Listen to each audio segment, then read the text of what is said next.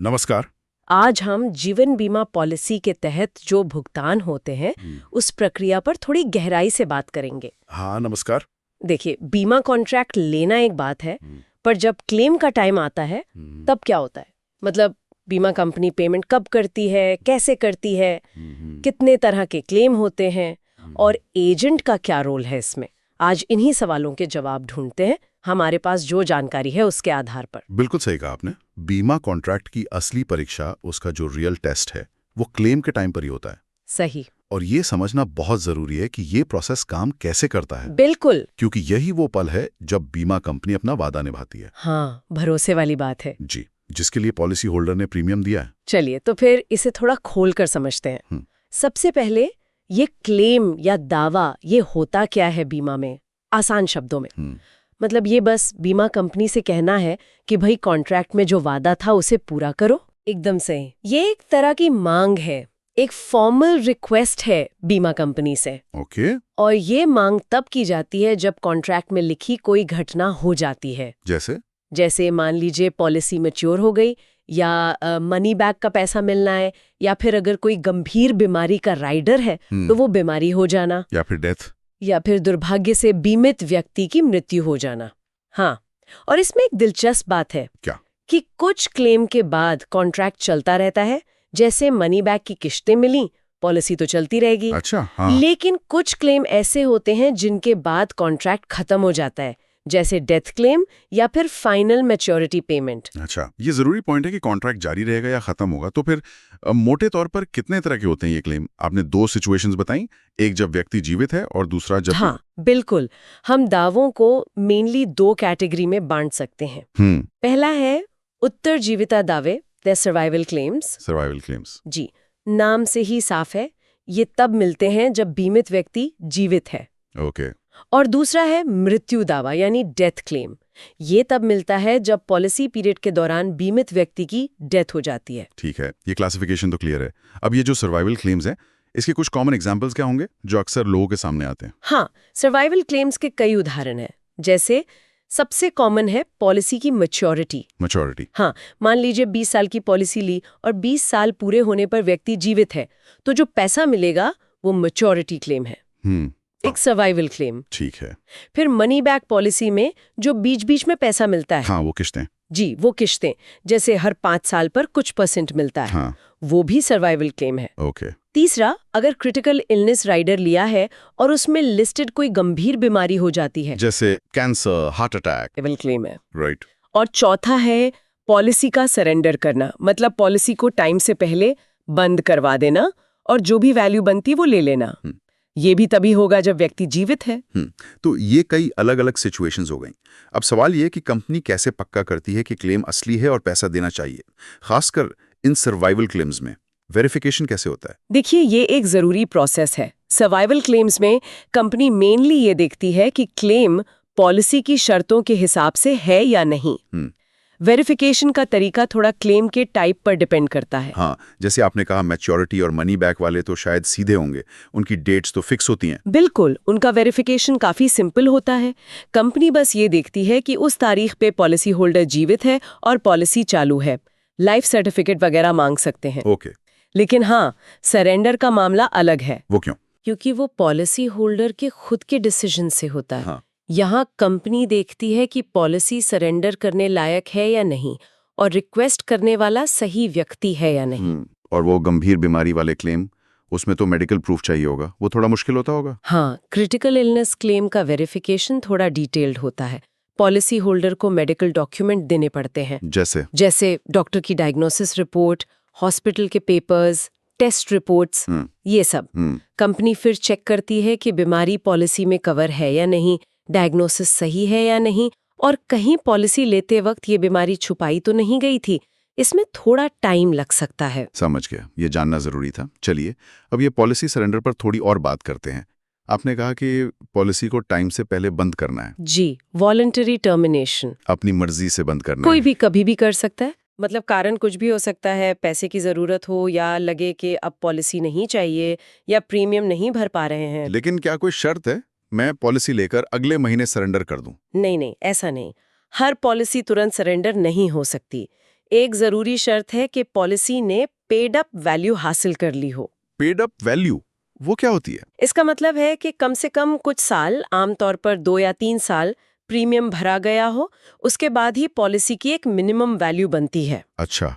अगर paid up value नहीं है तो सरेंडर नहीं कर सकते और भरा हुआ प्रीमियम भी गया समझो। ओके, तो पेड अप वैल्यू जरूरी है, ये इंपॉर्टेंट है। और जब कोई सरेंडर करता है तो पैसा कितना मिलता है? जितना प्रीमियम भरा वो सब? नहीं, सारा प्रीमियम वापस नहीं मिलता है। आमतौर पर जो पैसा मिलता है उसे कहते हैं सरेंडर वैल्यू। Surrender value? हाँ, ये भरे हुए प्रीमियम का एक परसेंटेज होता है और उसमें से भी कुछ चार्जेस कट सकते हैं। वैसे एक मिनिमम गारंटीड सरेंडर वैल्यू तो होती है जो मिलनी ही चाहिए, लेकिन कंपनियां अक्सर एक स्पेशल सरेंडर वैल्यू देती हैं जो जीएसवी से ज्यादा होती है। अच्छा। वो एसएसवी कंपनी के परफॉर्मेंस, पॉलिसी कितने साल चली, बोनस वगैरह पर डिपेंड करती है। तो जीएसवी से ज्यादा मिल सकता है, लेकिन भरे हुए प्रीमियम से कम ही होता है अक्सर, खासकर शुरू के सालों में। समझ गया। मतलब कुछ नुकसान हो सकता है पर कुछ पैसा वापस जरूर मिलता है अगर पॉलिसी पेड अप है। अब आते हैं मैच्योरिटी क्लेम्स पर। जी। जब पॉलिसी अपना टाइम पूरा कर लेती है, मैच्योर हो जाती है, तब पेमेंट कैसी होता है? सब पॉलिसी में एक जैसा पैसा मिलता है? नहीं, मैच्योरिटी पर मिलने वाला अमाउंट पॉलिसी के टाइप पर डिपेंड करता है। अच्छा। जैसे अगर पार्टिसिपेटिंग प्लान है, मतलब जिसमें बोनस मिलता है। हाँ, एंडाउमेंट पॉलिसी जैसी। जी, तो उसमें मैच्योरिटी पर मिलती है सम अश्योर्ड, मूल बीमा राशि, और साथ में जितने भी बोनस जमा हुए हैं वो सब। ओके। हाँ, अगर कोई लोन वगैरह लिया है पॉलिसी पर या प्रीमियम बकाया है तो वो कट जाएगा। ठीक है। फिर होते हैं return of premium, ROP plan. ये असल में टर्म प्लान होते हैं। हाँ, टर्म प्लान में तो मैच्योरिटी पर कुछ नहीं मिलता ना? नॉर्मल टर्म प्लान में नहीं, लेकिन आरओपी में अगर आप पॉलिसी पीरियड तक जिंदा रहते हैं तो आपने जितने भी प्रीमियम भरे थे वो सब वापस मिल जाते हैं। सारा प्रीमियम? हाँ, आमतौर पर बिना किसी ब्याज के, टैक्स वगैरह काट कर। अच्छा, ये भी है। और यूलिप का क्या? यूलिप यानी यूनिट लिंक्ड प्लान में तो निवेश होता है मार्केट में। हाँ। तो उसकी मैच्योरिटी पर आपको उस समय की फंड वैल्यू मिलती है। ये मार्केट पर डिपेंड करती है, तो कम ज्यादा हो सकती है, गारंटीड नहीं होती। राइट। और वो money back plan? Money back plan में तो जैसा हमने पहले बात की, बीच बीच में पैसा मिलता रहता है। हाँ, सर्वाइवल बेनिफिट। जी, तो मैच्योरिटी पर जो फाइनल अमाउंट मिलता है वो होता है टोटल सम एश्योर्ड में से वो पैसा घटाकर जो पहले मिल चुका है। ओके। हाँ, और अगर बोनस वाली पॉलिसी है तो साथ में फाइनल बोनस भी मिल सकता है। ये समझना बहुत जरूरी है कि अलग-अलग पॉलिसी मैच्योरिटी पर अलग पेमेंट करती हैं। अब एक थोड़ा मुश्किल सवाल, जी। डेथ क्लेम्स के बारे में। क्या कभी ऐसा भी होता है कि कंपनी डेथ क्लेम देने से मना कर दे? हाँ, दुर्भाग्य से ऐसा हो सकता है। हालांकि कंपनियां कोशिश करती हैं कि वैलिड क्लेम न रोके। इससे कहते हैं क्लेम का रिप्यूडिएशन या दावे का अस्वीकरण। रिप्यूडिएशन? जी, ये तब होता है जब क्लेम की जांच में कंपनी को पक्का सबूत मिल जाए कि पॉलिसी लेते समय प्रस्तावक ने, मतलब जिसने पॉलिसी ली थी, उसने जानबूझकर कोई गलत जानकारी, मिस रिप्रेजेंटेशन दी थी या कोई जरूरी बात, मटेरियल फैक्ट छुपाई थी। जरूरी बात मतलब ऐसी जानकारी जो अगर कंपनी को पता होती तो वो शायद पॉलिसी देती ही नहीं, या फिर ज्यादा प्रीमियम पर या अलग शर्तों पर देती। और अगर ऐसा हो, क्लेम रिजेक्ट हो जाए तो इसका नतीजा बहुत सीरियस होता है। अगर कंपनी ये साबित कर दे तो कॉन्ट्रैक्ट को शुरू से ही रद्द, वॉइड एबनिशियो माना जा सकता है। रद्द? मतलब पॉलिसी के सारे बेनिफिट्स, जिसमें डेथ बेनिफिट भी शामिल है, वो जब्त हो जाते हैं। नॉमिनी को कुछ नहीं मिलेगा। अरे बाप रे। हाँ, बस शायद भरा हुआ प्रीमियम वापस मिल जाए कुछ केसेस में, पर बीमा कवर खत्म। इसीलिए पॉलिसी लेते समय वो अटमोस्ट गुड फेथ का सिद्धांत इतना जरूरी है।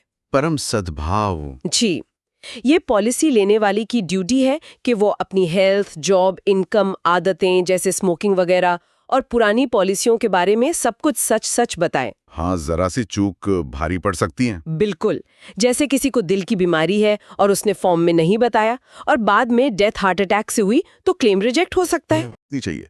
अब इस पूरी क्लेम प्रोसेस में, चाहे सर्वाइवल हो या डेथ क्लेम, एजेंट का क्या रोल होता है? क्या वो सिर्फ पॉलिसी बेचकर फ्री हो जाते हैं? नहीं, एक अच्छे जिम्मेदार एजेंट का रोल पॉलिसी बेचने के बाद भी और खासकर क्लेम के टाइम बहुत इंपॉर्टेंट होता है। अच्छा। हाँ, नियमों के हिसाब से और नैतिक रूप से भी एजेंट की ये ड्यूटी है कि वो क्लेमेंट की, मतलब दावेदार की, चाहे वो खुद पॉलिसी होल्डर हो या नॉमिनी। हाँ बिल्कुल, उसकी क्लेम प्रोसेस में पूरी मदद करे। ये सिर्फ फॉर्मेलिटी नहीं, उनकी जिम्मेदारी है। इस मदद में क्या क्या आता है? कई चीजें हैं, जैसे कंपनी को टाइम पे इन्फॉर्म करने में मदद करना, ओके। सही क्लेम फॉर्म दिलवाना, उसे ठीक से भरने में गाइड करना, कौन कौन से डॉक्यूमेंट्स लगेंगे जैसे death certificate, medical report, policy copy, ID proof वगैरह, उनकी लिस्ट बताना, उन्हें इकट्ठा करने में हेल्प करना। और जमा करवाने में भी? हाँ, फॉर्म और सारे डॉक्यूमेंट्स कंपनी ऑफिस में टाइम पे जमा करवाने में मदद करना। और अगर कंपनी कोई और जानकारी मांगे तो क्लेमेंट और कंपनी के बीच कोऑर्डिनेट करना। बेसिकली एजेंट को कोशिश करनी चाहिए कि प्रोसेस दावेदार के लिए आसान हो, खासकर डेथ क्लेम जैसी मुश्किल सिचुएशन में। तो ये एजेंट की ड्यूटी है। क्या इससे एजेंट को भी कोई फायदा होता है पर्सनली, ड्यूटी निभाने के अलावा? बिल्कुल होता है। एक तो उनकी अपनी जिम्मेदारी पूरी होती है, दूसरा इससे गुडविल बनती है। गुडविल, हाँ। जब कोई एजेंट मुश्किल वक्त में परिवार की मदद करता है तो वो सिर्फ क्लेम सेटल नहीं करवा रहा होता, वो एक भरोसा बना रहा होता है। सही बात है। और इस अच्छे अनुभव से भविष्य में उसी परिवार से या उनके जानने वालों से नए क्लाइंट्स या रेफरल्स मिलने के चांस बढ़ जाते हैं। हाँ, ये लॉन्ग टर्म रिलेशनशिप बिल्डिंग है। जी, ये दिखाता है कि एजेंट सिर्फ सेल्स पर्सन नहीं, एक भरोसेमंद सलाहकार भी है। बिल्कुल सही कहा। सर्विस खासकर क्लेम के टाइम की हमेशा याद रहती है। तो आज की इस पूरी बातचीत का निचोड़ क्या है? कुछ मेन पॉइंट्स जो हमारे सुनने वालों को ध्यान रखने चाहिए? हाँ, कुछ खास बातें दोहरा लेते हैं। पहला, बीमा का असली मतलब क्लेम पेमेंट के टाइम ही पता चलता है, वही मोमेंट ऑफ ट्रूथ है। दूसरा, क्लेम मेनली दो तरह के हैं, सर्वाइवल जब जीवित हो और डेथ मृत्यु पर। ठीक। तीसरा, पॉलिसी सरेंडर कर सकते हैं पर तभी जब पेड अप वैल्यू बन गई हो। पैसा सरेंडर वैल्यू कहलाता है, जो भरे प्रीमियम से कम हो सकता है। राइट। चौथा, पॉलिसी लेते समय सब कुछ सच बताना बेहद जरूरी है। झूठ या जानकारी छुपाने पर क्लेम, खासकर डेथ क्लेम, रिजेक्ट हो सकता है। अटमोस्ट गुड फेथ याद रखें, ये सबसे जरूरी है शायद। बिल्कुल। पांचवा, क्लेम प्रोसेस में एजेंट एक बड़ा सपोर्ट हो सकता है, उनकी मदद लेनी चाहिए। बहुत बढ़िया। उम्मीद है ये जानकारी हमारे सुनने वालों के काम आएगी और उन्हें क्लेम प्रोसेस को बेहतर समझने में मदद मिलेगी। बिल्कुल। और बस एक आखिरी सवाल छोड़कर जाना चाहूंगी सोचने के लिए। हाँ, बताइए। आज हम टेक्नोलॉजी के जमाने में हैं, तो क्या आपको नहीं लगता कि क्लेम प्रोसेस को, खासकर जो मुश्किल वाले हैं जैसे क्रिटिकल इलनेस या डेथ क्लेम वेरिफिकेशन, उसे और तेज, ट्रांसपेरेंट और कस्टमर फ्रेंडली बनाने के लिए टेक्नोलॉजी का इस्तेमाल हो सकता है? जैसे एआई या ब्लॉकचेन? हाँ, क्या technology document verification, fraud detection और पेमेंट को आसान बनाकर क्लेमेंट का अनुभव बेहतर कर सकती है? ये वाकई एक बहुत जरूरी सवाल है। टेक्नोलॉजी का रोल तो बढ़ ही रहा है बीमा में, और क्लेम में भी इसका पोटेंशियल बहुत है। इस पर सोचना जरूरी है कि इसे और बेहतर कैसे बनाएं। खैर, आज के लिए इतना ही। जी, अगली बार फिर मिलेंगे एक और विषय की गहरी पड़ताल के साथ। नमस्कार। नमस्कार।